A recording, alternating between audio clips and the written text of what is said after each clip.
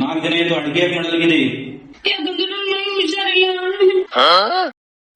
ಇವು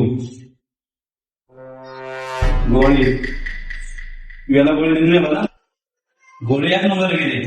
ಗೋಳಿ ನುಂಗ್ಬೇಕಂತೀನಿ, ಮೈನೇ ಹುಷಾರಾಗ್ತದ. ಈಗ ಅನ್ಕೋತದ ಆರಾಮ ಅನ್ಕೋತದ? ಈಗ ಜರ ಜರ ಬಿಪಿ ಹಾಯಿ ಹೋಗುತ್ತದ್ರಿ. ಎಷ್ಟೋ ಗೋಳಿ ನುಂಗು. ಅದ್ರ ಬಿಪಿ ಗೋಳಿ ಇಲ್ರಿ.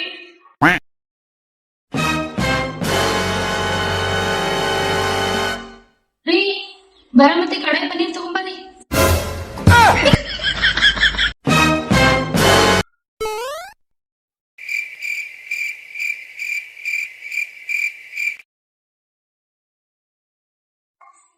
ರೀ ಕಡೆ ಪನ್ನೀರ್ ಮಾಡಂದ್ರೆ ತಾವ್ ಪನ್ನೀರ್ ಮಾಡಂತಾರಿ.